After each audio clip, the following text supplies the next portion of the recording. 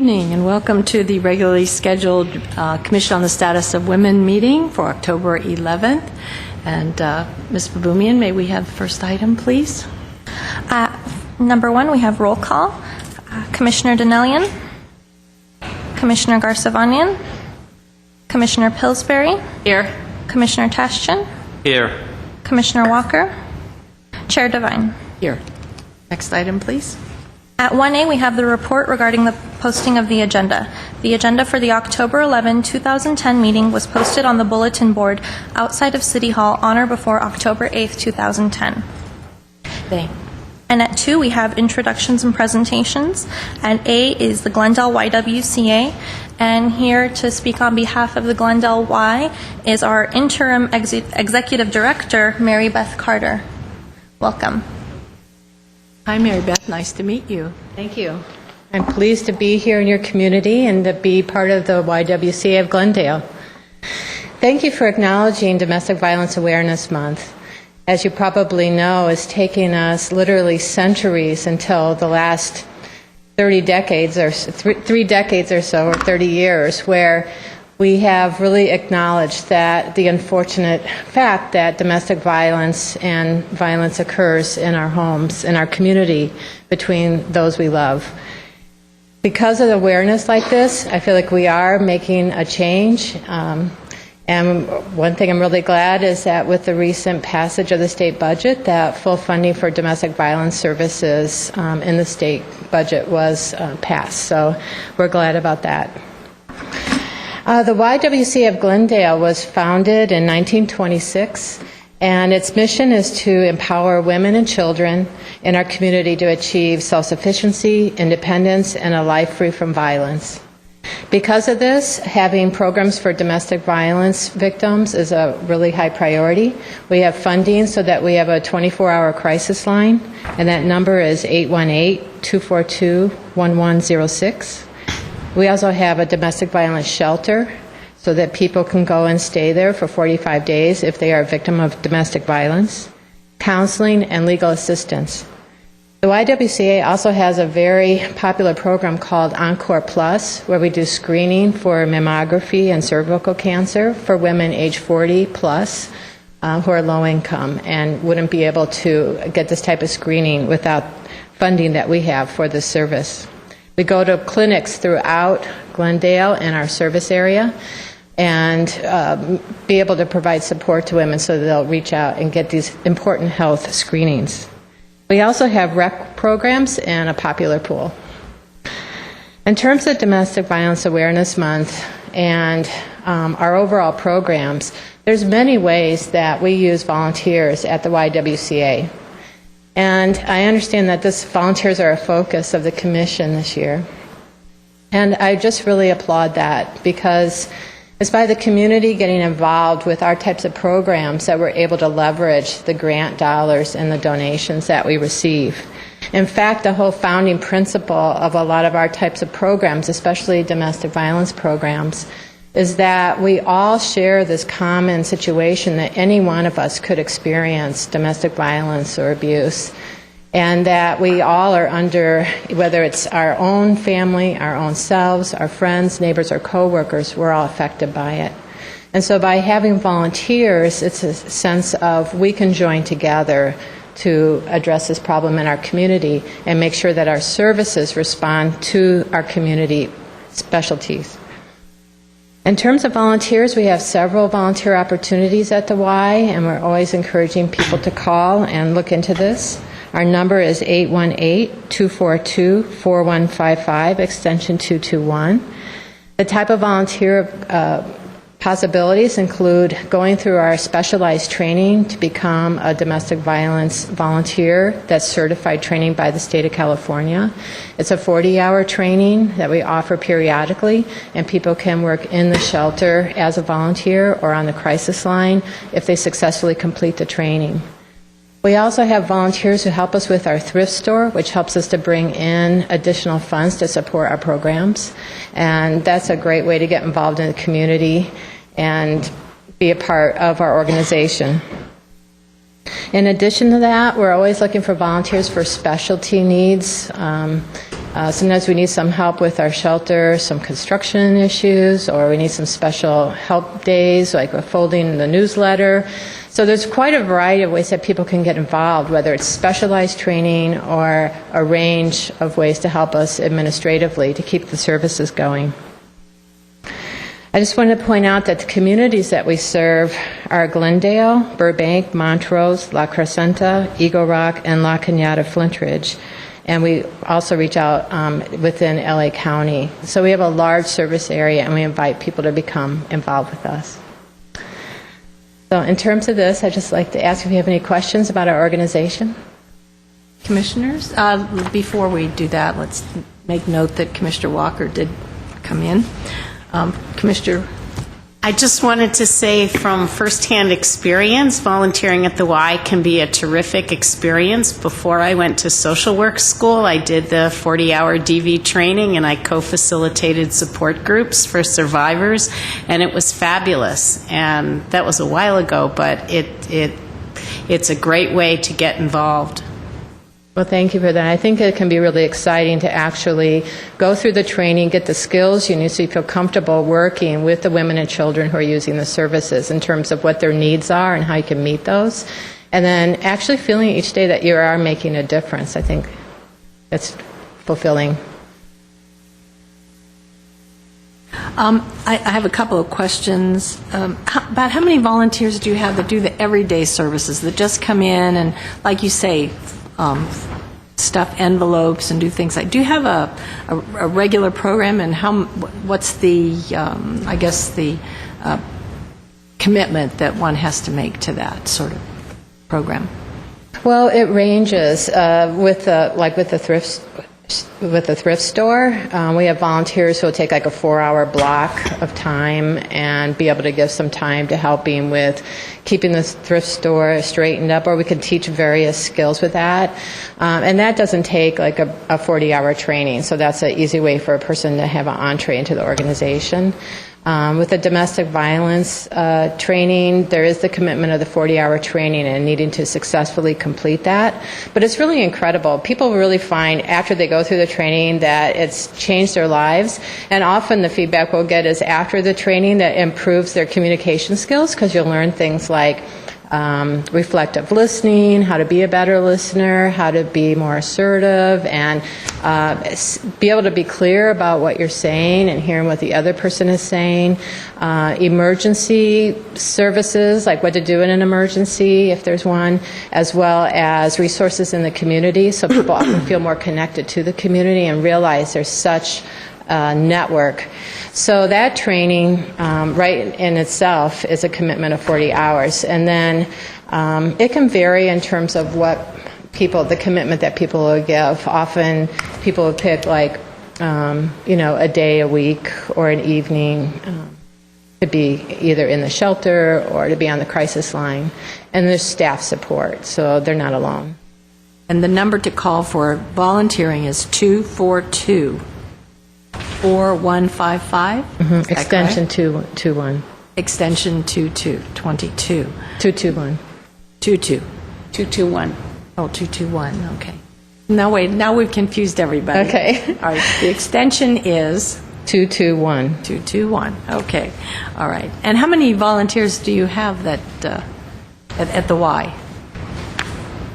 We have quite a few. I would say between about 30 volunteers. And is there a number to call for the mammograms? Because we're all in pink tonight because of Breast Cancer Awareness Month. And so we want to make sure that everyone listening, that if they know a woman who does not have access to health care and they need a mammogram or should have a mammogram, they are over 40, what is the number? How do they get in touch with you for that? I would say call that same number, and then they'll get directed to the staff where they can find out where the clinic is. Because there's several clinics. All right. And so we'll be able to route them. Okay. So 242-4155-211. Yes. Correct. 221. Okay. Thank you. And then I have a quick question. Go ahead, Commissioner Tostian. Thank you very much. If If an individual is a victim of domestic violence and needs services, especially restraining orders, what do they do in order to contact you? Is there a number that they call to contact you? And once they do that, what's the procedure for them to go in and get emergency restraining orders? They can call the Domestic Violence Crisis Line, and that number is 818-242-1106, and that's a 24-hour, 7-day-a-week crisis line. And then from that crisis line, volunteers and staff respond to that. And so if they are needing temporary restraining order or legal assistance in any way, then they will be referred. We have a staff attorney, and we also work closely with local legal services and with the county court and city court system in terms of accessing legal support and protection. Is that the same number that the police department uses for emergencies? If they have a domestic violence situation and they need help, do they call that 242-1106 number as well? That I would, Yes? because that's a 24-hour crisis line, I'd say Okay. yes. And then they can get directed to either a staff person or a volunteer. Well, assuming that it's not an emergency, assuming that they need assistance with respect to contacting someone to help them, and they have no, obviously, funds in doing so, is there a different number that they would call in order to get the assistance from the domestic violence program that you have? It's just best to call the crisis line because that's just a point of entry into the domestic violence program. So I think that's a really great question because just so that everyone can know that you don't have to be in a crisis that you can call, it's called a crisis line, but mainly it means it's a 24-hour line. And so they can call and get some support and then also connect it to the service that they're looking for to address domestic violence. Thank you. So thank you for clarifying that. Thank you. Anyone else? Well, I know that because it's Domestic Violence Awareness Month, we want to make sure that everyone knows all the numbers and the information and the help that you offer. We are together, the Commission and the YW, sponsoring a vigil. Do you want to talk a little bit about that? Absolutely. On Thursday, October 21st, the Commission and the YWCA of Glendale are co-sponsoring a domestic violence candlelight vigil, and it's going to be at the YWCA. I believe it starts at 6 p.m., and we're going to have various speakers and also some poetry that'll be spoken in Spanish, Armenian, and English. Well, also, all of us and everyone present will be lighting a candle to hope for a future free from domestic violence and to acknowledge those who have been harmed by it and to wish together in combination for a world free of violence. So it promises to be really inspiring, and it's a chance to come together and eliminate the isolation we often feel when we are worried about domestic violence in our community, or we've experienced it, or someone we've loved has experienced it. We can step forward together through this vigil. And everyone is invited. Anyone that would like to come is Everyone's invited to invited. take part in that. Thank you. Thank you for Mary Beth, Okay. very much. Next, Ms. Babumian. Next, under introductions and presentations, we have the LA County Bar Association's Domestic Violence Project. And here to talk about that is Sarah Rondon, the project coordinator. Thank you, as always, for having us here. It's always a pleasure for the LA County Bar to come out to the city of Glendale and tell you a little bit about what we do. And the question that you just asked, Commissioner, about restraining orders, that's what I'm here to address, because that's what we do. We provide your city with assistance with your victims in obtaining restraining orders. I have a brief video that talks a little bit about what we do. If we could go ahead and play that first.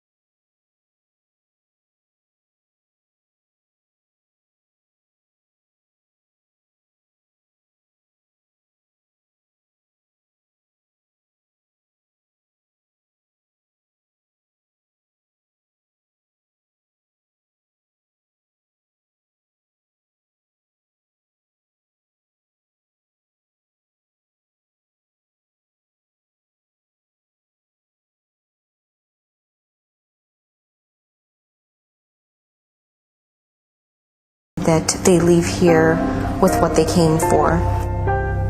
When someone first comes into the clinic, there'll be a staff member who will do an initial screening, and we'll make sure they're in the right place, that we can help them with their case. We bring them in, we sit them down with the volunteer at a computer. The volunteer is going to take all their information and type it into the legal forms that are required. The volunteer is also going to take a declaration from them detailing all the abuse that's been going on in their relationship. We start off with kind of the general background of what's been going on between the client and the abuser. And then we go into the events that happened more recently that caused him or her to come to the clinic. For someone that is not familiar with domestic violence or the process, the packet itself, if they had to do it on their own, is about 30 pages. It's in English. A lot of people that we get here don't speak English. So even if they were handed the packet, they have no idea how to fill it out. There are requirements under the law, as there should be, that a person asking for one of these orders needs to meet a fairly high evidentiary burden. It is very, very difficult and overwhelming for many self-represented litigants to figure out how to do that. The project is a place where they can come, tell their stories to folks who know how to reduce that information down to a manner that we can use it, and then those stories can be presented so that we can make the appropriate decisions. It feels like an emergency room at a hospital, except for what we're providing instead of sutures and bandages is we're providing legal services for those who are really harmed, injured, or disoriented and confused. And they're overwhelmed. They're overwhelmed by the entire procedure. It just felt a lot better knowing that somebody was there to help me, even if it was just to listen. Not only do we help the victim prepare paperwork to receive a temporary restraining order, we go to law enforcement, retrain them about restraining orders. We provide training seminars. We train attorneys about domestic violence. We provide outreach to emergency rooms.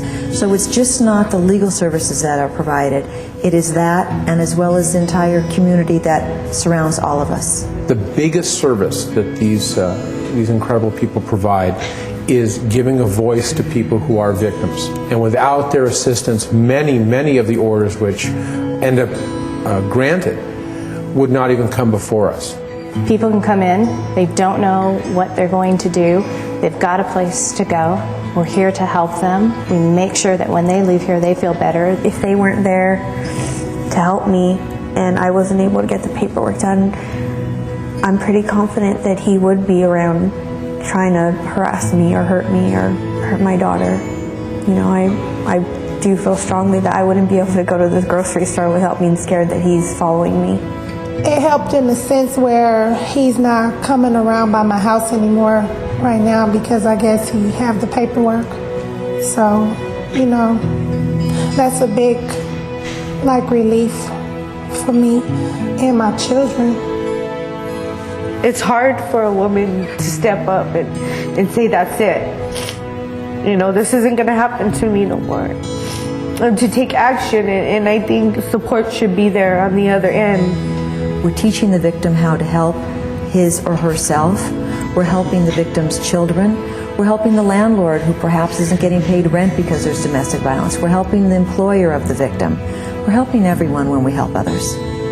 So without this program, there's a lot of people out there and living in fear or just, you know, take the lumps and take the beatings that they shouldn't be taking. So the program is very important for people that are not aware of their rights. And I wish that everybody would know that they do have a right to go and they do have a system set up for somebody that can't afford an attorney and just get protection, basically. You know, every taxpayer deserves that.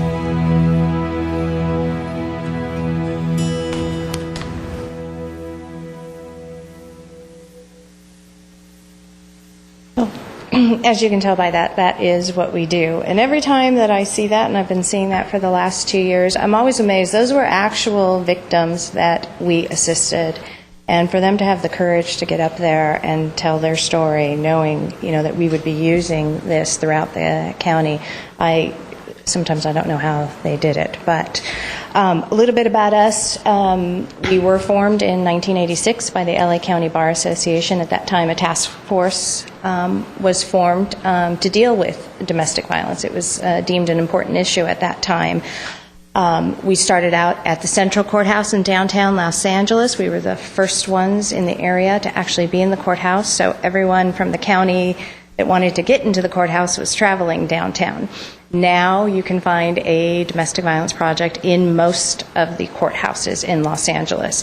In 1992, we moved into the Pasadena courthouse, which is the closest one with a domestic violence project that services Glendale, Burbank, La Crescenta, La Cañada, Montrose, and all of those areas. Domestic violence restraining orders are unique in that you can go into any courthouse to get a temporary restraining order. You do not need to go to the courthouse where you live, your jurisdiction.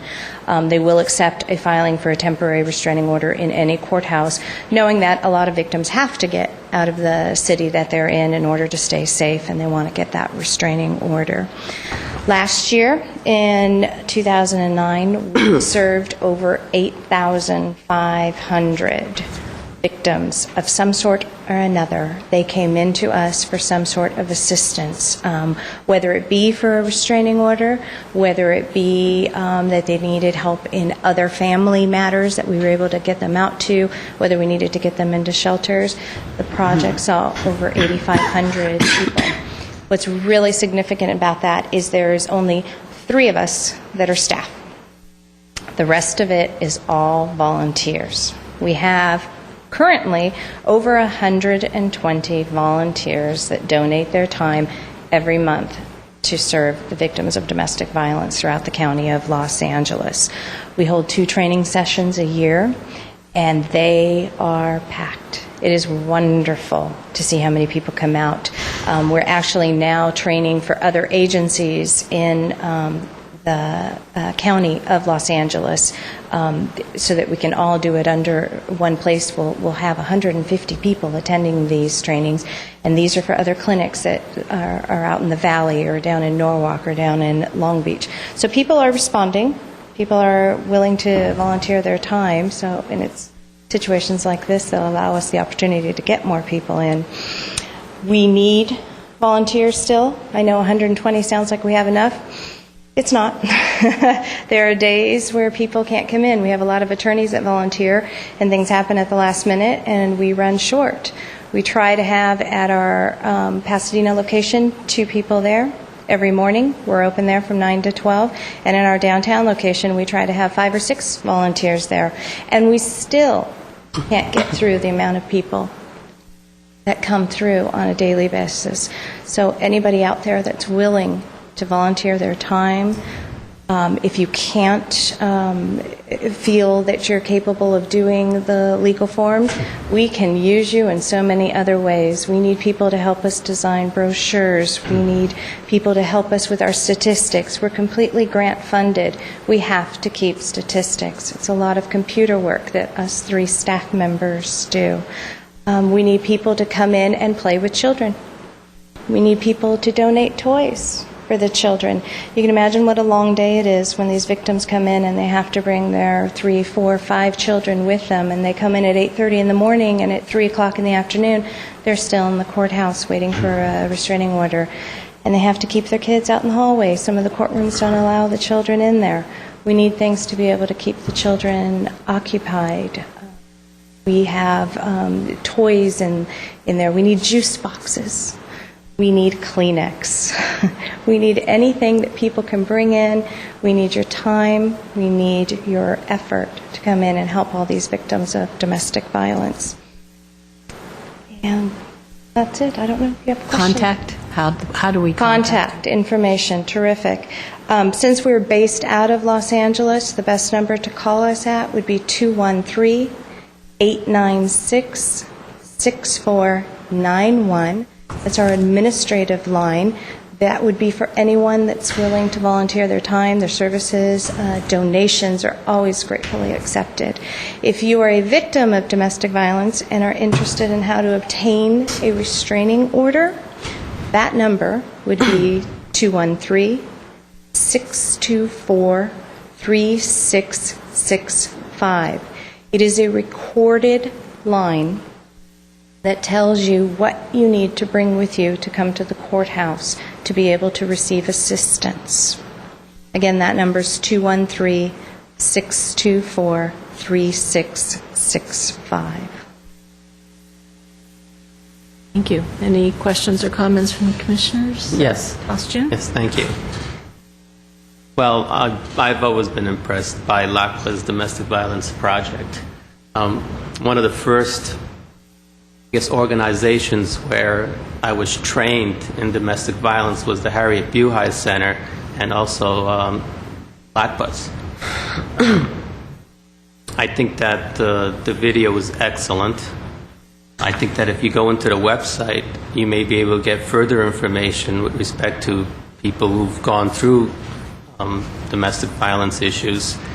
And I believe Commissioner Gordon, who's now Judge Gordon, is an excellent judicial officer, and I think you picked the right judicial officer to make that presentation. Unfortunately, I missed your last training seminar, which was September 29th. Yes. When is the next one? The next one, and we don't have a firm date on it yet. We try and hold 2 a year, one in the spring and one in the fall. So I can tell you it will be about February or March. You should be checking our website or the phone number that I gave you. Our website, since I didn't get that out before, is www.lacba, which is LACBA.org/DVP. for Domestic Violence Project.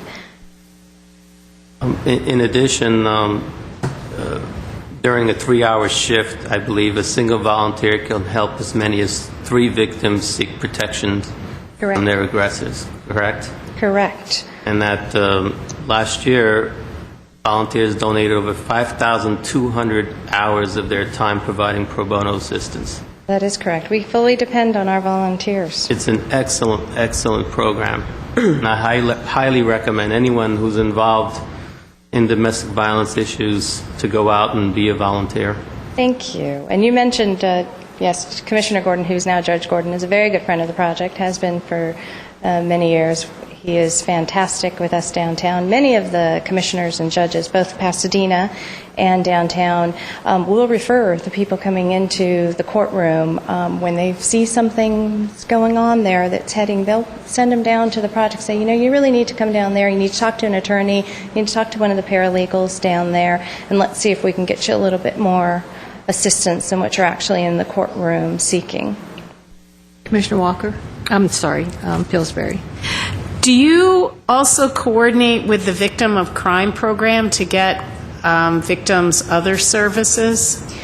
We don't have an official relationship with them. I can tell you that in the Pasadena courthouse, because that's the beauty of the smaller districts, is you get to work a little bit closer with everyone there, and since they have an office there in Pasadena, we do. They are always bringing people over to us for our restraining orders. When people have a criminal case going on, or the abuser in the situation may have been arrested and they don't know what's going on, we'll take them over to them because they have those resources where they can give them a little bit more information than we would be able to on the civil side, but we do. We work back and forth closely together there in Pasadena, especially.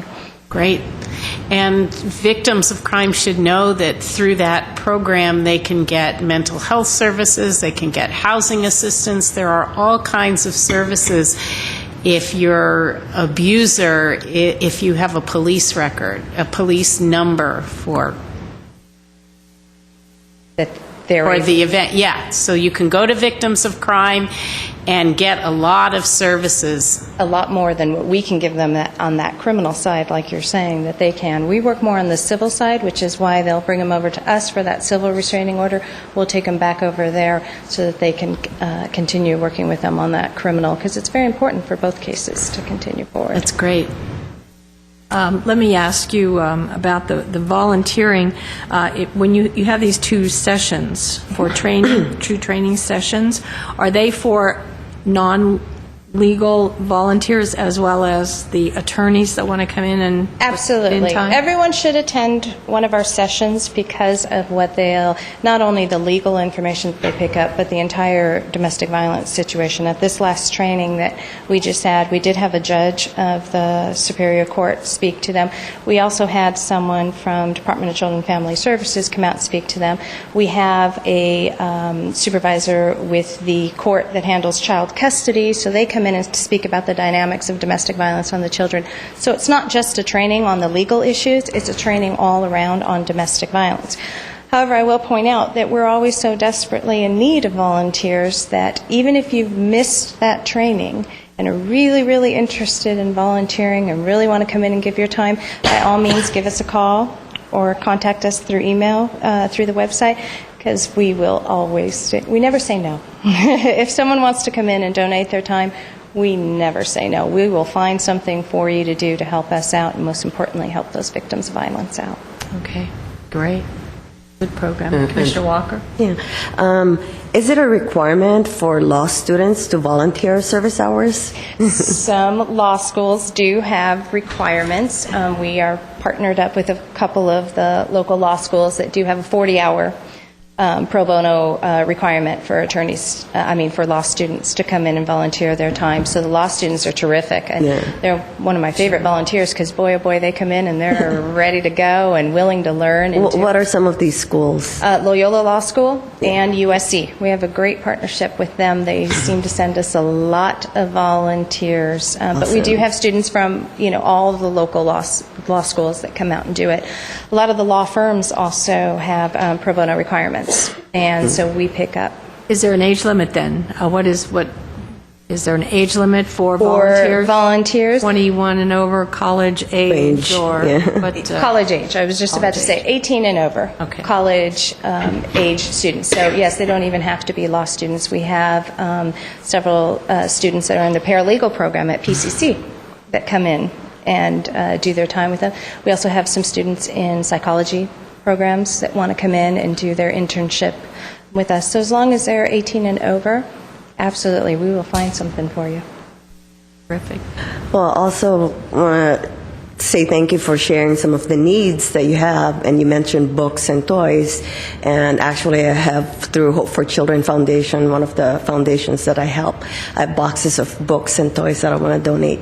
Oh, thank you. Nice, yeah. Wow. So I'll leave my card here. And I will. And just contact me this week or next week. Absolutely. Yeah. And I have a lot of Kleenex I'll give. Yes, that too. I'll bring you. I know, and it sounds silly when people say Kleenex, and I said, you have to remember what we're doing, the amount of Kleenex that we're going through.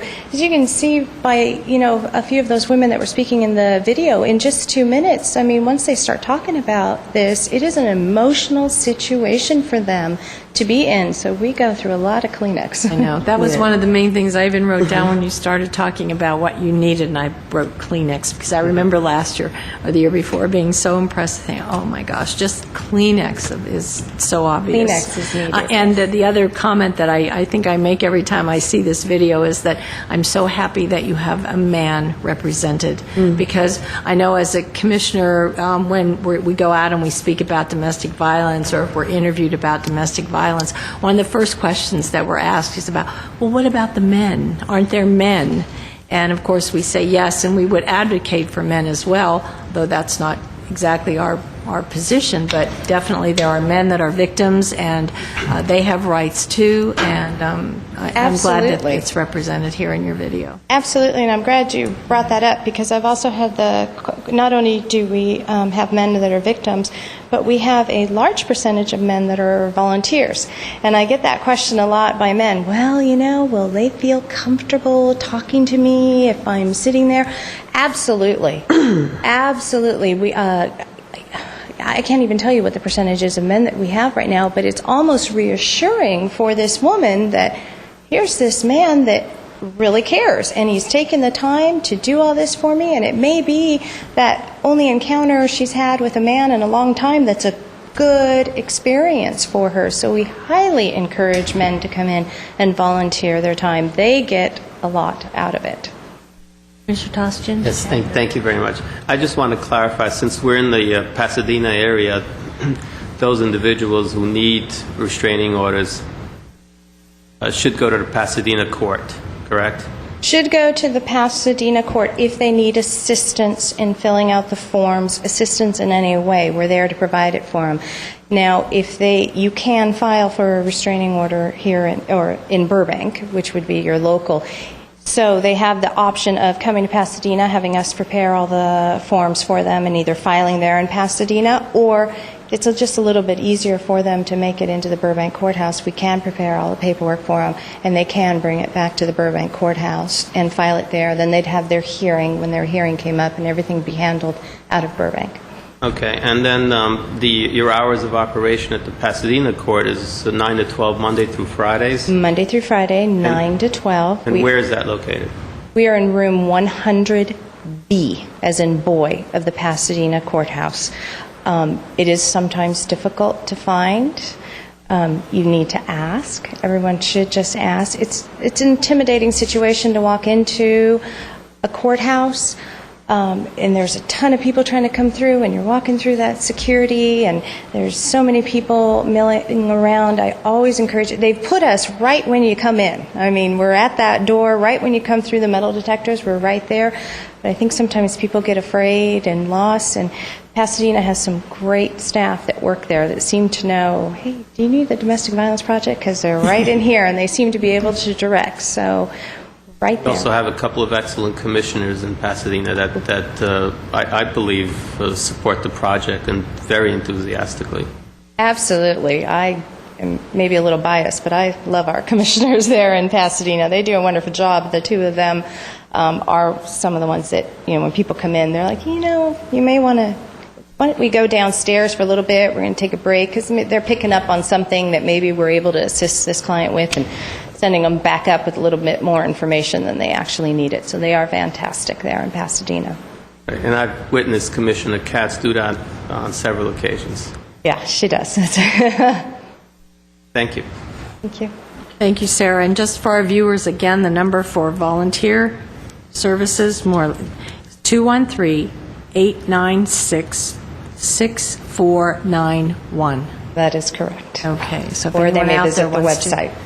or they can go to the website. All right, which is www.lacba.org/DVP. That's it. Thank you so much. Thank you all. Good luck with the project. Next item. Yes. Sorry. Still under introductions and presentations, we have Glendale Adventist Medical Center, and here to talk about the Army of Pink campaign is Denise Miller, the Manager of Physician Relations. It looks like she has a friend with her tonight. She does. Good evening, Chair Devine, Commissioners. Can you see my friend? No. Or is he cut up? They can't see it on him. On Beside you. Bring him up right beside you. Right beside me. Yep. There you go. Perfect. There we go. That's good. I'll get back to this in just a moment, Commissioners, because I'm actually here to talk about a very serious issue. And to tell you about it in terms of a not-so-serious campaign. We at Glendale Adventist have started during the month of October the Army of Pink campaign. And as I stated, the Army of Pink campaign is a not-so-serious issue about a very serious, a not-so-serious campaign about a very serious issue.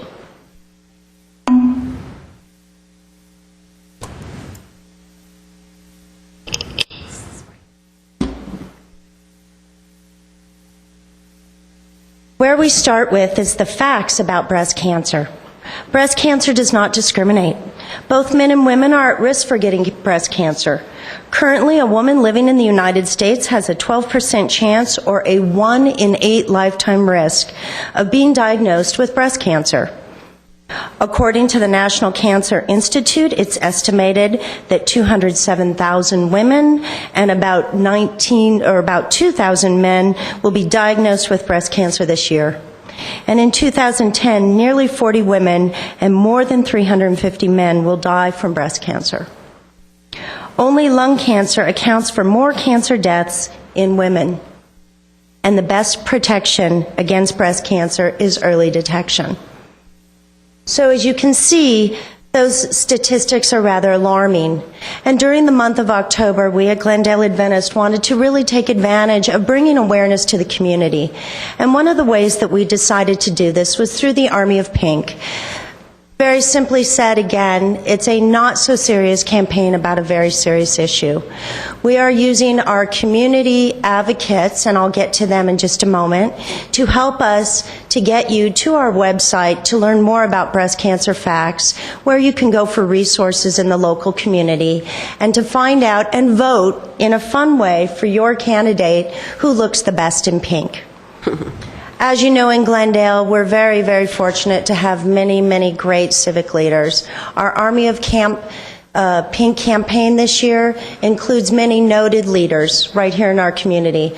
The general in charge of the whole group is none other than Council Member Laura Friedman, who herself is a survivor of breast cancer and is very compelling as she tells her story and what it's meant to her.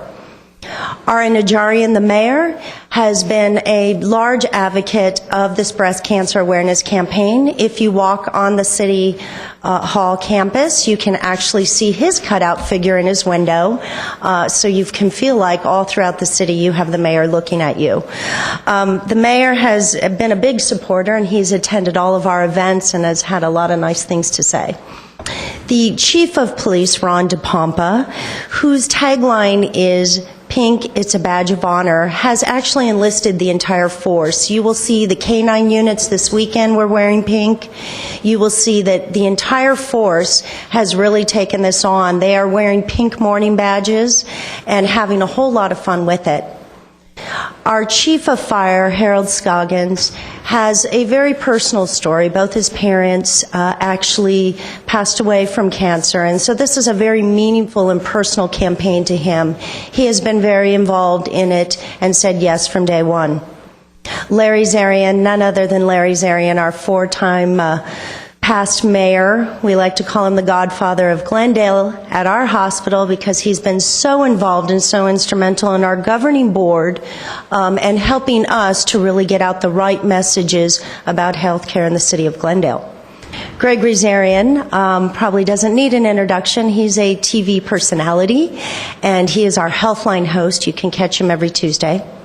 Tony Tartaglia from Glendale Community College did a very fun thing this weekend. He really helped us get in the awareness with the young students. The football players had on pink, they had pink memorabilia on their helmets, both from Glendale Community College and from Pierce College. The cheerleaders came with pink socks. There was all kinds of awareness. The survivor that actually spoke was a young woman in her 20s, and so that was really meaningful to that group. And then Dr. Bagdasarian, he is really our champion at Glendale Adventist. He is an oncologist. He is on the front lines every day fighting cancer.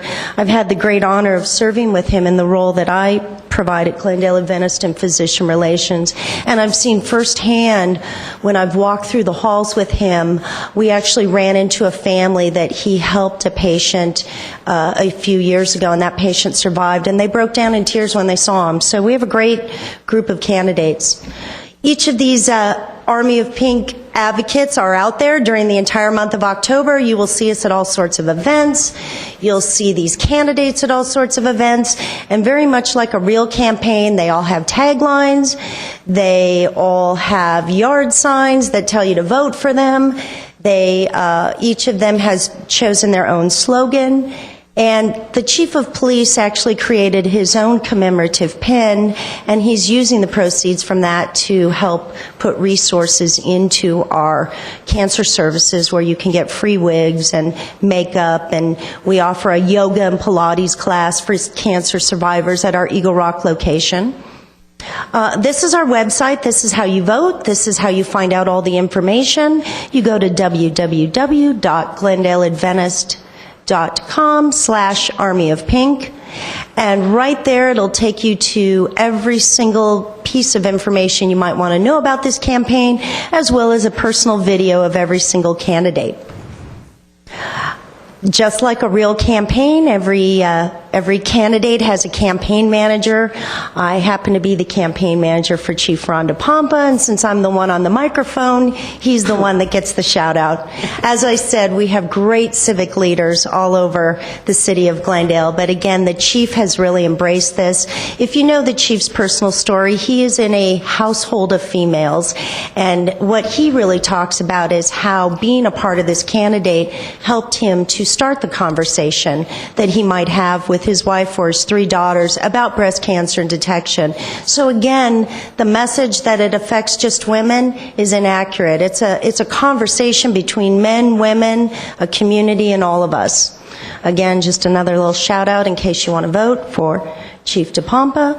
And this is a sample of the webpage that every single candidate, it'll tell you why they're in the campaign, it'll tell you a little bit about their personal story, and if anything, it'll help you find out a little bit about them as well as the breast cancer resources that we have right here in Glendale and the surrounding areas.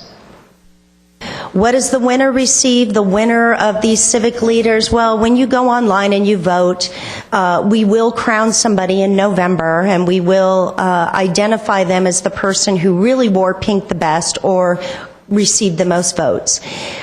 We will rename our cancer center room. We will rotate it every year with the winner. We will put a plaque of that candidate.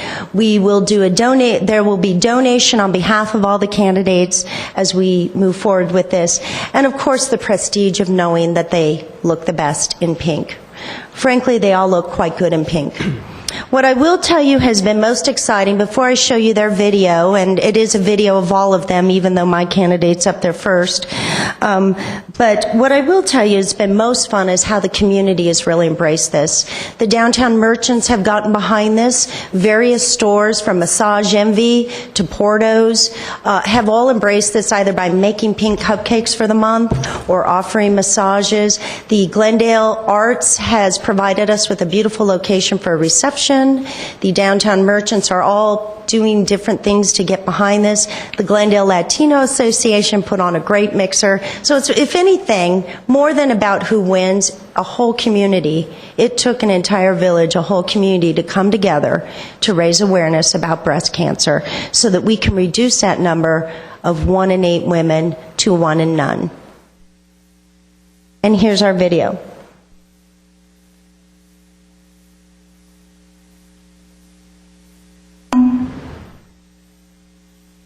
She'll get it for me.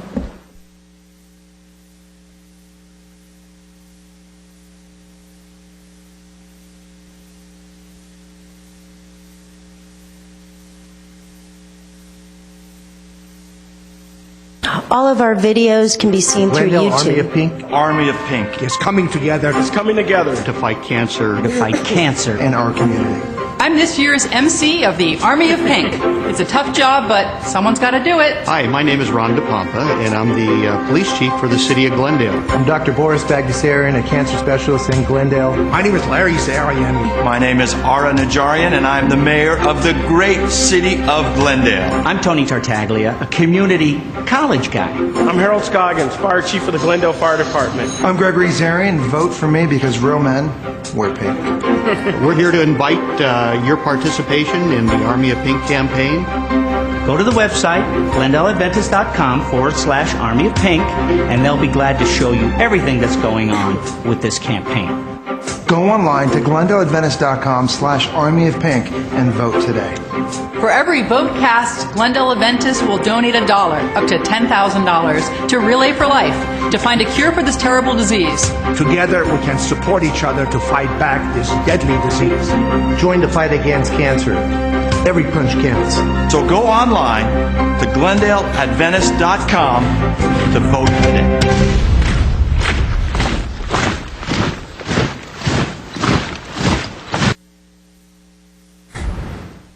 So that's our campaign. Again, a not so serious campaign about a very serious issue. I'm very excited to tell you that here it is, only the 11th of October.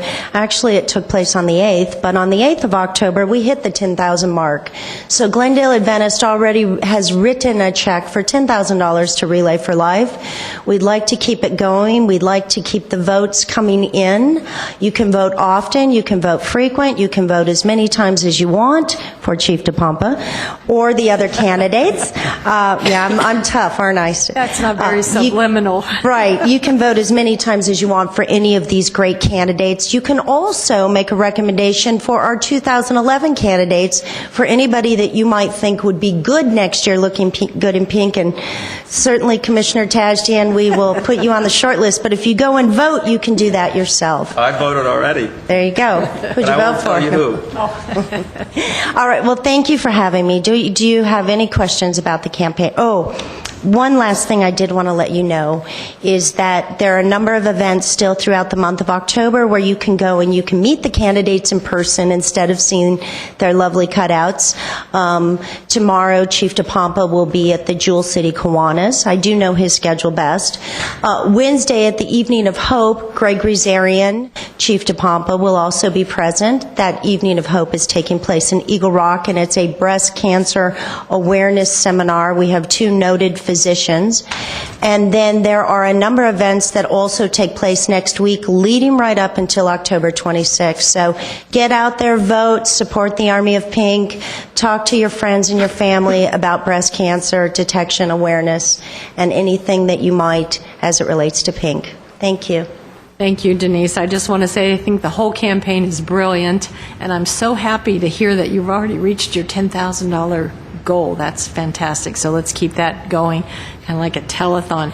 I also want to mention that this Evening of Hope is a fantastic event. I went last year, and it's informative, it's fun, it's just really a great event. So that's open to the public from 5:30 to 8:30, and you call for reservations, correct? Correct. Number, did you give the number? 818-409-8100. 818-409-8100. And we usually have about 150 people show up, so we are expecting a large crowd. And again, feel free to RSVP or to just show up. Stop by for a little while or stay longer.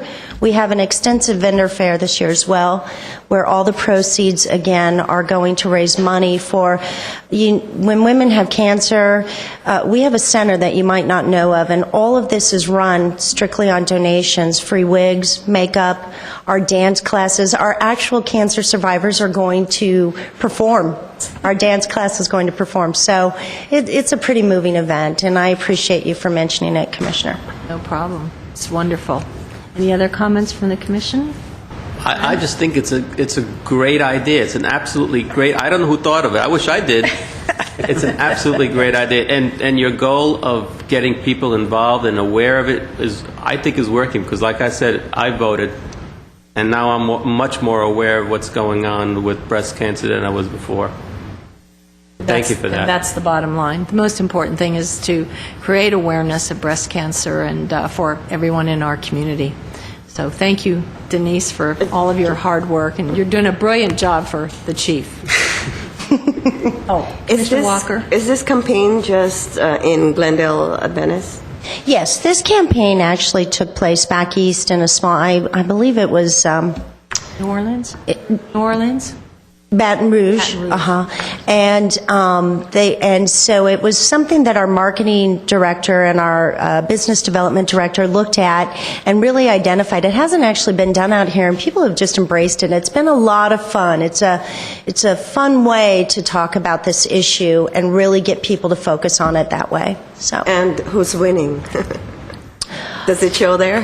We get daily updates. I like to think every day that DePompa is in the lead. But then again, campaign manager. Right, but then again, you know what? It doesn't matter. Whoever comes out on top, they are all great civic leaders who have all embraced this message. And really the more important thing is we are so truly genuinely lucky in Glendale to have people embrace it like this, as well as a community. So, Is there a culminating activity at the end?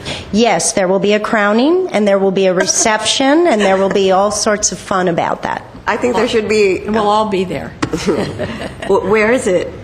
Well, it's to be determined. We're going back and forth between whether it'll be on our campus or whether it'll be at a local location that I'm vying for. Well, you'll let us know. We'll let you know. You'll know on our website. Thank you so much. I think the end campaign should be a fashion show with them, sporting pink outfits. Well, there you go. There's another idea for 2011. Get Commissioner Walker on your... You know how you can get that idea? Next year. You know how you can get that idea across is you can go to the website and vote, and then you can put that idea in, because that's a great idea, and many local cities do that. Thank you. Sure. Thank you, Denise, very much. And I will take the chief. Take the chief with you? Okay. I hope to see him tomorrow night in person. You will. Tuesday. Okay, good. Good. Okay. Next item, Ms. Baboumian.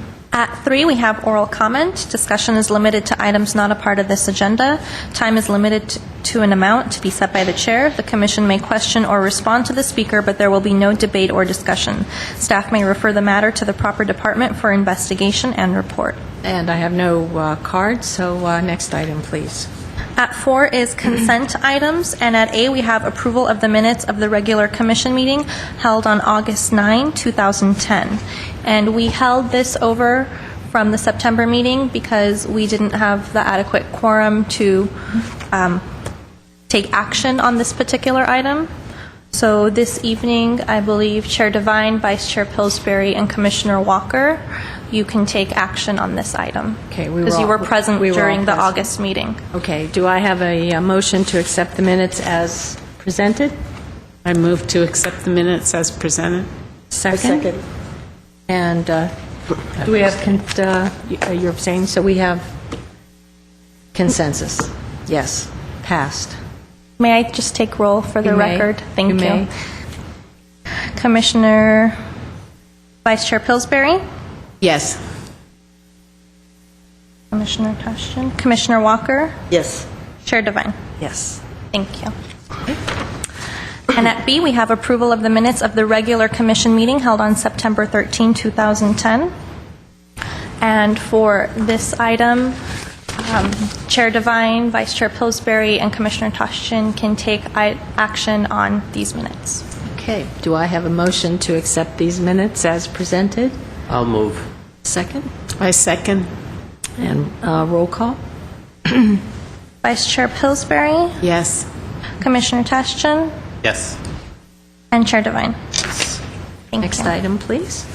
At 5, business agenda A action items. Number 1 is Commission on the Status of Women's Master Calendar of Events of 2010, and at A is a motion to provide direction regarding the calendar. Okay, does anyone have any comments or corrections or additions to the calendar? Looks like October is pretty intense, so I hope to see all the commissioners at these functions that we're taking part in and helping out with, especially the teen dating and the candlelight vigil at the YW. And Senator Carol Liu's Women's Health Luncheon, we'll mention that at the end. It's on October 29th, and you should be registering for that right away. Okay, do I have a vote to, I'm sorry, Chair Devine, you don't need to take action if there are on no the changes, but okay. you can if you'd like. All right, then no action taken. We accept the calendar. Next item. At 2 is an update and discussion of the 2010 Rosie Goes to Wall Street Day Camp, also known as Camp Rosie. And at A is a motion providing direction to staff. Chair Devine. Like to do a report on that Yes, for us, before I give you a brief report on it, if I may, Chair Devine, members of the commission, I put this under action items and left the motion fairly vague. Should you choose to take any action as far as recommendations for next year or take any sort of action the commission would like to take, you may do so. But if you would like to just accept the update of 2010 Camp Rosie as it is, you may do that with a note and file or with no action whatsoever. Just wanted to say that from Okay. Thank you. Now, can you give us a brief report on this? Sure. Consistent with the core mission of the Commission, Camp Rosie, in collaboration with many local service providers and other city departments, has educated and trained young women and girls to develop the essential business and financial literacy skills to ensure self-sufficiency and financial security as they grow older. Throughout both sessions of Camp Rosie this year, the girls focused on self-development and enrichment and learned essential skills for success. Camp Rosie this year was held in 2 3-week sessions. The first session was held from July 6th to July 22nd, Monday through Thursday, from 12:30 to 5 p.m., and the second session was held from July 26th to August 12th with the same time frames. Both sessions were open to qualifying girls and young women from the City of Glendale, as well as girls who were enrolled in the Glendale Youth Alliance program. The attendance for Camp Rosie was as follows. In Session 1, there were 26 participants, 20 of which were, according to the HUD guidelines provided by the federal government, low-income participants, which constituted 77% of the camp.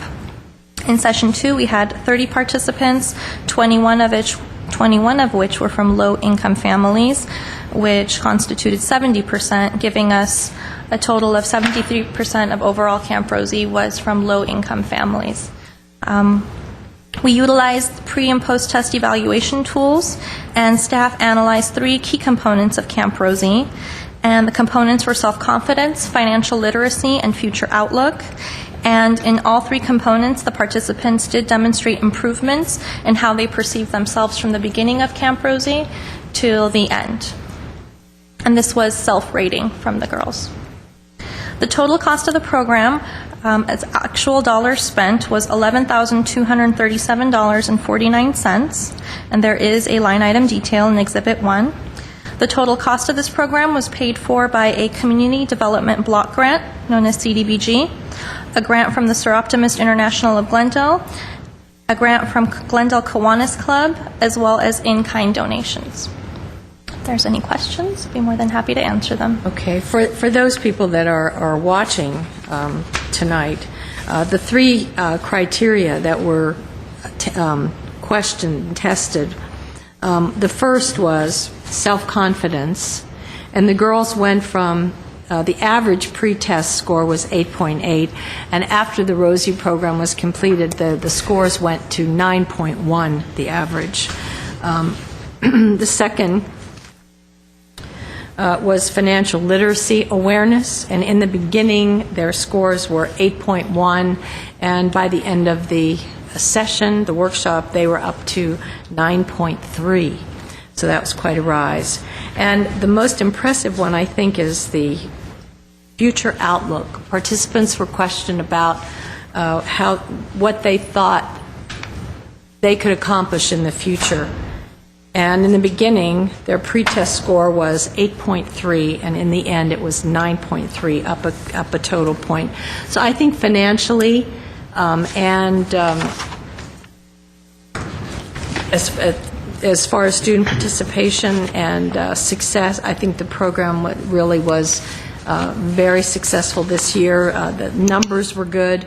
We had almost, we were short by four students, which I think is phenomenal. So those numbers were good.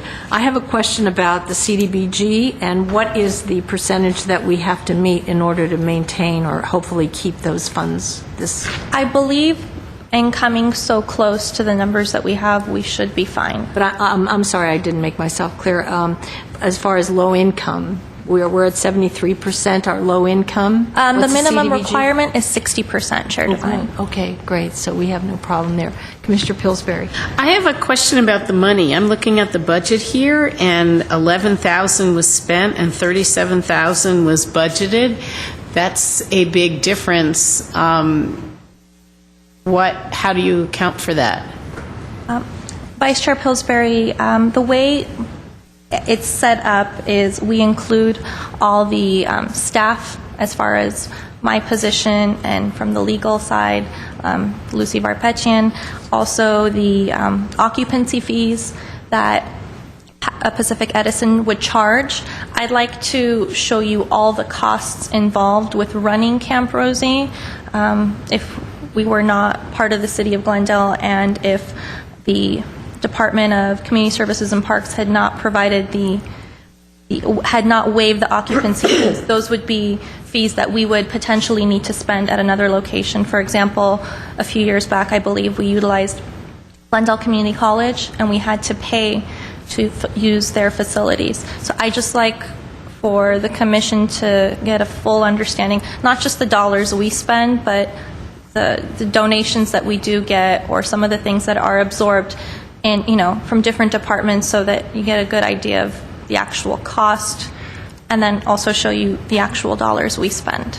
So this looks like a good representation that the city really supports the program, that throughout the city it's not just the commission, but there's a lot of support in the city to put up that kind of financial resources.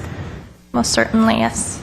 And also, that what is, I think, not shown in this report financially is the fact that the hours for the program director and the recreation leaders were cut this year because of we only did like half day or 3/4 of the day. We didn't, whereas before we did like 8 to 10 hour days for the girls. And this year we cut back 1 day and some hours, so we saved a lot of money there. And I also think going back into the previous budgets that we've had, even with when Ms. Haddad was here, she would always do a very conservative projection, really put in more than she would try to get as close as she could, but always made it a little bit more so that we would really budget well and make sure that we had enough money to cover the program. So I think all of those factors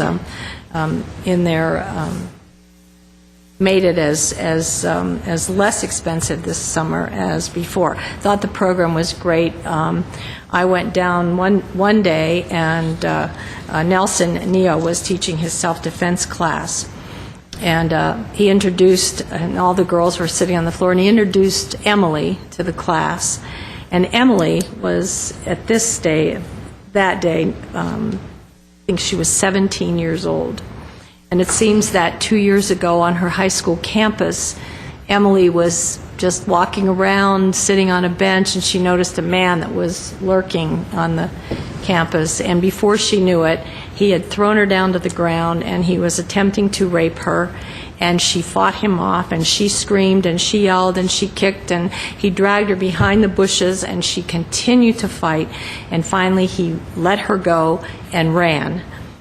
And after that incident, she heard about our program at the police department that we do every year with Nelson, the self-defense classes, and she and her mom both enrolled in the classes that year, 2 years ago.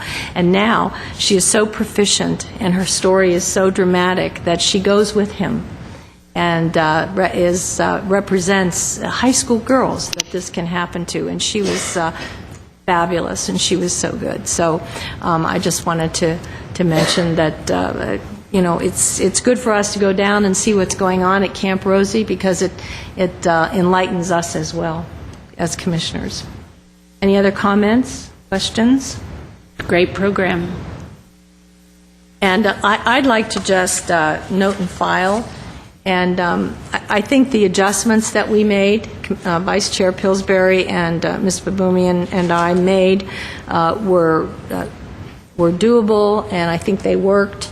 And if we see in the girls' forms that they filled out any other ways that we can tweak it to make it more desirable, I think we can do that at a future date. So shall we note and file this report?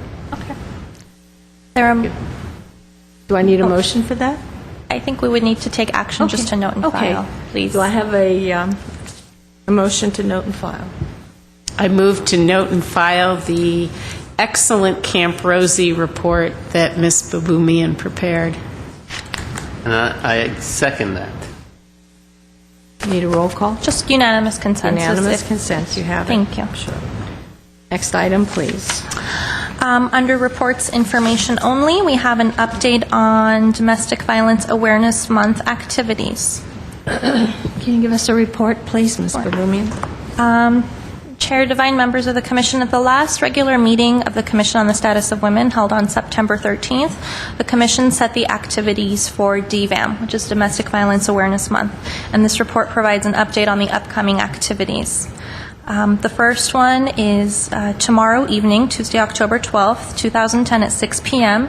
in Council Chambers for the Glendale City Council meeting, and during this meeting the Commission will present the CPR grant, the Commission Project Rescue Grant that was voted on by the Commission at the last meeting, to the Glendale Police Department.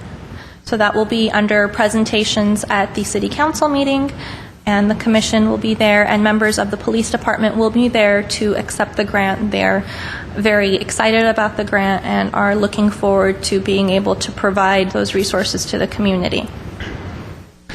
As mentioned by the new interim executive director of the Y, we also have the Candlelight Vigil coming up, which we are partnering with the Glendale YWCA for. That's on Thursday, October 21st from 6 to 8 p.m. at the YWCA, which is located at 735 East Lexington Drive. I believe the Y is trying to provide off-site parking for that at the school next door. So those signs should be there once people arrive. And as mentioned, the Candlelight Vigil is held in memory of victims of domestic violence, and it looks to be like a wonderful program. And then the newest thing that the Commission is embarking on is the Teen Dating Safety Forum, and that the Commission is partnering with the Glendale Unified School District. This will be on Thursday, October 28th from 7 to 9 p.m. at the Glendale Central Library Auditorium located at 222 East Harvard Street. Now, at the last meeting, we had agreed to have this event at Glendale High School Auditorium, and due to some conflicts in parking arrangements and accessibility, we moved it to the Glendale Central Library Auditorium. Parking will be more easily available, and it doesn't change any of the costs. We still do need to cover costs for some additional after-hour staffing at the library, but it should actually be significantly less than what the Commission allotted during the last meeting. And this forum, which is free to members of the public, is open to parents, to teens, to anyone who's interested to come learn about teen dating violence, what it looks like, what you can do if you are in this abusive relationship, if a friend of yours, if your child is in this abusive relationship. The main speaker is Barry Levy, and she's a lecturer at the Department of Women's Studies at UCLA, and she will be providing most of the essential information about what it is and what it looks like, and we will also have members from local organizations talking about what people can do in our own communities about it should they need local resources like the LA County Bar Association's DV project, like YWCA, the police department, Break the Cycle, and so on. And we also have the bookmarks that we're doing that will be provided at the forum and at all the schools. If there's any questions or anything I missed. Any comments from commissioners? Good set of programs. I have to say that since I've been on the Commission, I think this is one of the proudest moments for Domestic Violence Awareness Month that I've experienced, because I think what we're doing this year is so significant. I think the grant, and for those of you out there that don't know, it's a grant that we have voted on to give to the Glendale Police Department to give temporary housing in cases of emergency to victims of domestic violence. And the teen program is something that we're trying to get into the curriculum in the high schools, and this is the first step to doing that. And I think it'll be wonderful. It will be done during Red Ribbon Week. Then we also have during Yellow Ribbon Week, our Hands and Words Are Not for Hurting. So I think we're making good strides in presenting programs to the community, to the youth, to prevent violence against girls and women. So I'm really proud of all the programs, and I hope that we get a good turnout from the community. Everyone's invited. I know a lot of my friends have grandchildren and granddaughters, and if they're high school age, middle school age, bring them, come and listen to what what the professor has to say, and it might help you in the future. Okay, so we have no need for a motion on that one, and if there are no further comments, we'll note and file. And next item, please. At 2 is the report of the Association of California Commissions for Women, and to provide the update is Commissioner Grace Walker, who's the delegate of ACCW. Okay, and I think I submitted the minutes of the meeting, and it's very self-explanatory, but just certain key points that I want to stress is the fact that the association put together a 501c3 to establish a corporation that will exclusively deal with fostering and enhancing sharing of information, ideas, technological resources, and other resources to make sure that we foster and assist commissions on the status of women. And that was passed, and we're waiting for the approval on that 501c3. And we did not apply for a 501c6, which is more for lobbying purposes.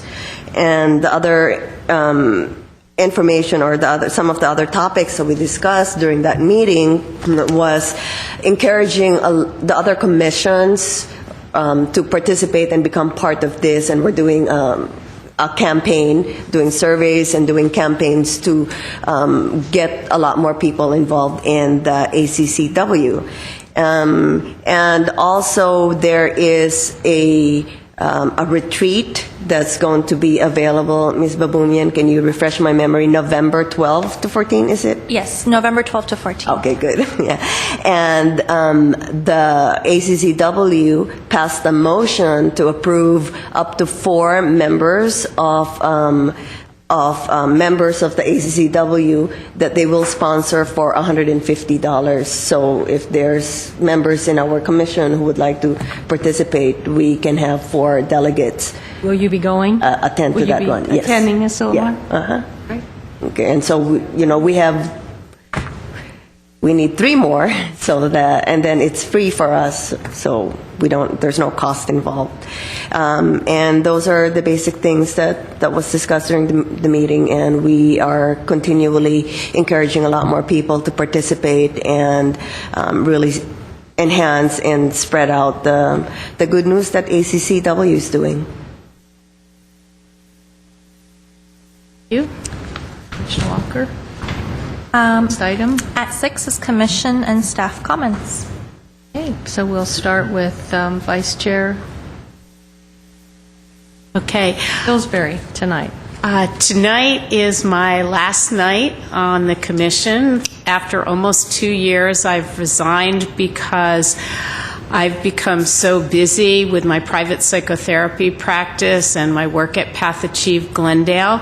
But I want to thank the City Council, and particularly Councilman Draymond, and for giving me this opportunity. I want to thank Chair Devine and the rest of the commissioners. This has been an amazing experience, a great way to get to know Glendale more. I will be continuing my work with the Domestic Violence Task Force and other activities that are also supported by the Commission, so I'm not disappearing anywhere, but I just wanted to thank everybody for giving me the opportunity to serve. It has been a great honor. Mr. Tostian. Well, first of all, it's a pleasure working with you. It's been short, but it's been very pleasurable. I think it will be very difficult to replace you. Thank you. A couple other comments. Last month, I attended the Business Life Banquet along with Vice Chair Pillsbury and Ms. Babunian, and it was a very interesting evening. A lot of different people, and we were there obviously to see our chair receive an award. Once again, congratulations. Finally, I was present, I believe it was a couple of days ago, wasn't it, Ms. Babunian, at the forum? Last Thursday evening. It was yes. last Thursday, okay. Time flies by quickly. We had a ballot that was co-sponsored by the Commission and the League of Women Voters. It was very informative. We had a pretty good turnout.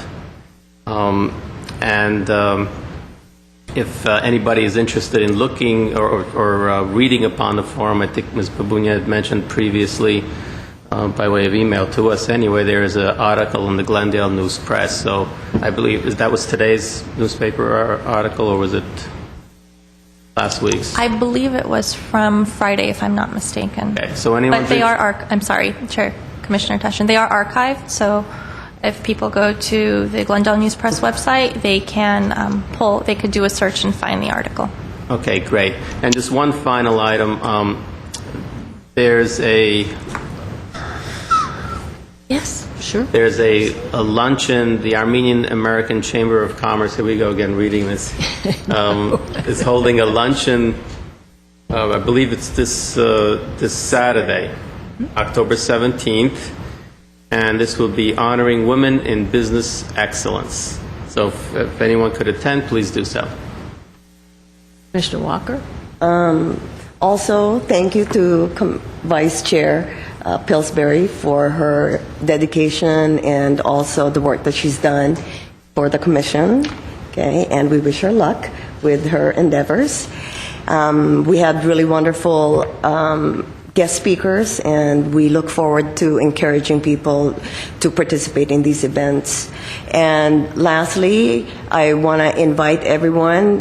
Hope for Children Foundation, which is based in Glendale, is commemorating its 5-year anniversary, and we're doing mega fashion show and awards gala on November 5 at the Renaissance Hotel.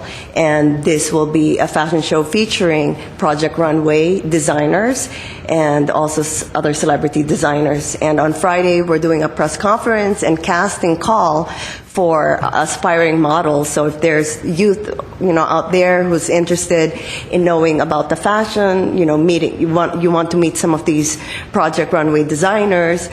And also we partner with LA Models, which is the largest West Coast agency in modeling, and they'll be there to help with the mentoring and also to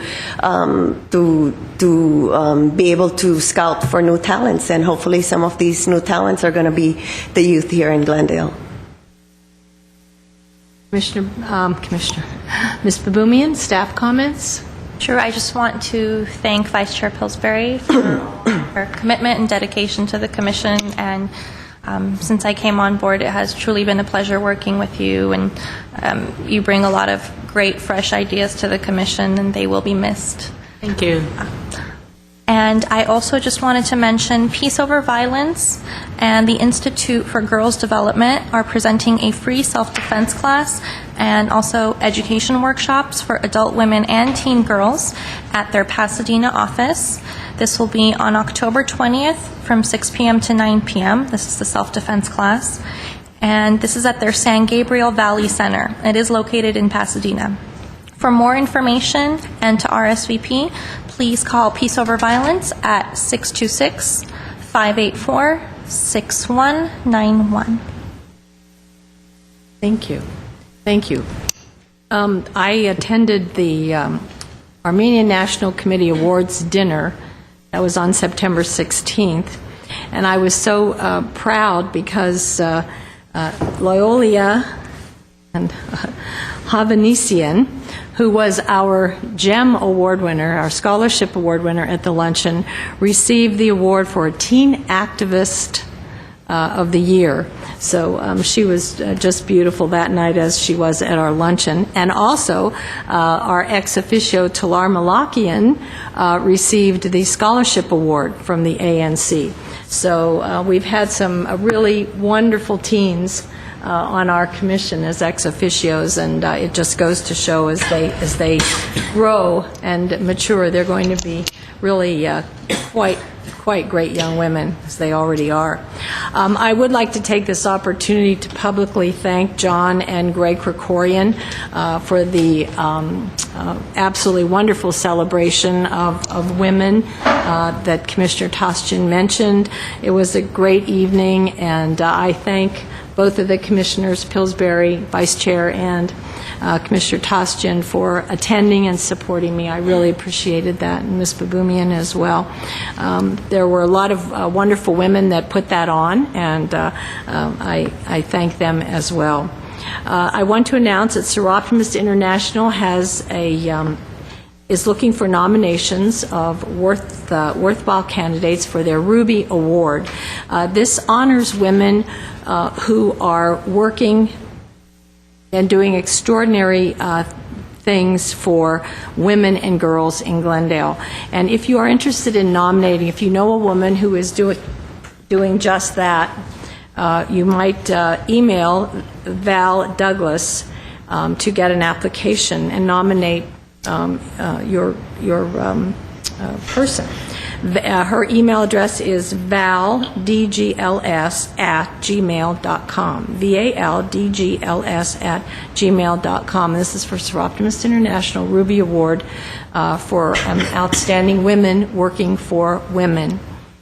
And now I too would like to regretfully say thanks to Vice Chair Pillsbury for coming on board and giving us 2 years of great service. I think it was two years of great service. Yeah.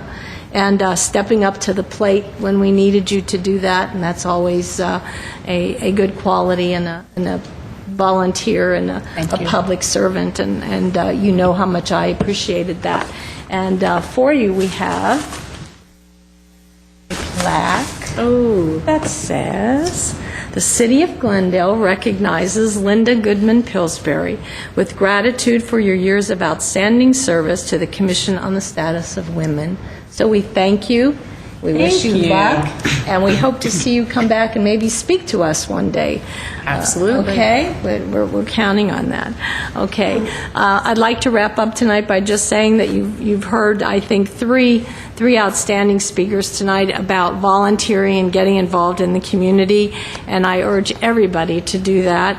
And I want to finish with a quote that says, "The ultimate expression of generosity is not in giving of what you have, but giving of who you are." So please get involved. And don't forget Breast Cancer Awareness Month and Domestic Violence Awareness Month, and show up at some of our events and learn about these issues. Would love to see you there. And with that, do I have a motion for adjournment? And I second. And this meeting is adjourned at 8:02.